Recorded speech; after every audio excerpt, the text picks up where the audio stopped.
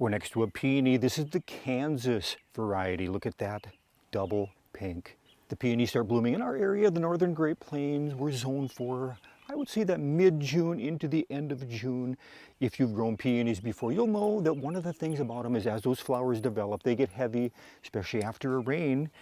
And due to that heavy nature of the plant, they can kind of fold down. So you want to make sure that you get some supports in there to keep those branches upright. Looks like Bandit loves the peonies. As I look at our peony stems, a nice red color as they emerge in the spring. Now there's early, mid, and late blooming varieties of the peonies, so if you want to extend your bloom period, plant different varieties and extend your season of flowering up to 6 weeks. Wow, look at those double rose-shaped blossoms, just incredible. Kansas is excellent for cut flowers, has a long vase life, and it'll reach a height and width about that 3-foot level. Peony plants grow best in full sun, but they'll tolerate some afternoon shade in a location like this under this green ash tree. Before we move on to our next variety, here's a quick look at what we use for supports that I mentioned earlier. These hoops I'm using here, they might be just a little bit small for this project, but one way to find out, you can see how close I'm getting it there. That might not be enough. We'll start with that, and we might have to seek out and find a little bit bigger hoop that comes up a little bit higher. As soon as I put those in, I knew they were going to be too small. So we dug through the garage.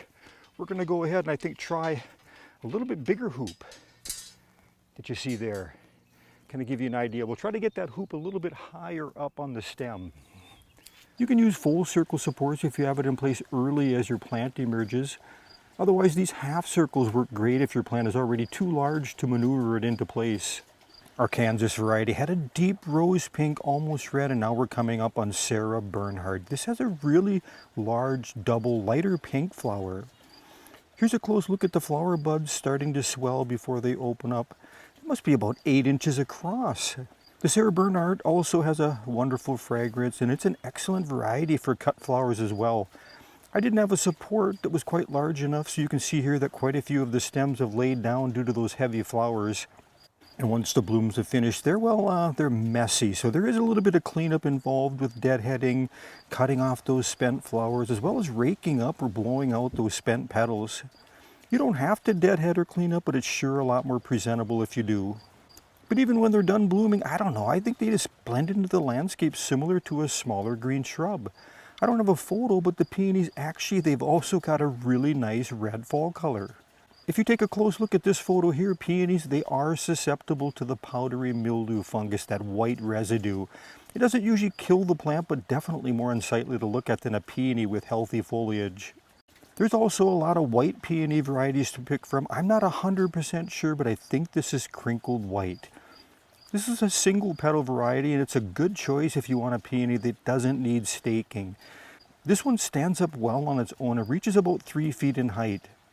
I just love how it's naturalizing in this setting. Last fall, I transplanted a blue arrow juniper out of this location that I had planted way too close to a buckeye tree, and this bouquet perfect peony has claimed the spot. It's a shorter peony with a 24-inch stem that should be strong and straight. So we may not have to stake this variety. It's a nice bright pink flower and a peony that would also, I think, work great in pots due to its smaller size. And now we're coming up on Karl Rosenfield. This is a small rock bed that I have slowly been planning out. I did an earlier video on how this came together. I'll link to that in the description box if you're interested. This is considered one of the best double red peonies. It's a late mid-season variety with a nice fragrance. You'll notice this is a smaller, younger plant than the other peonies we've looked at, and it's done just fine without the staking. But as it develops and increases in flower buds each season, we'll definitely have to support this one as well. Look at that rich, dark red color. What an awesome peony. Here's a couple more flower variations that I came across in a public garden with that pink edge and white center.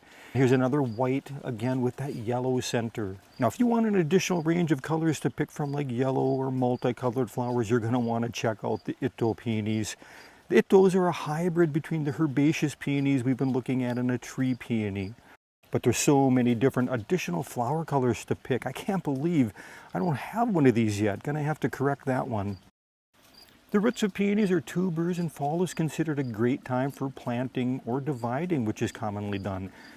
And fast forward about 45 days now, our peonies are all done blooming, deadheaded, and cleaned up. That's all I've got for now. Thanks for stopping by Garden Hike. I appreciate it. We'll see you again next video.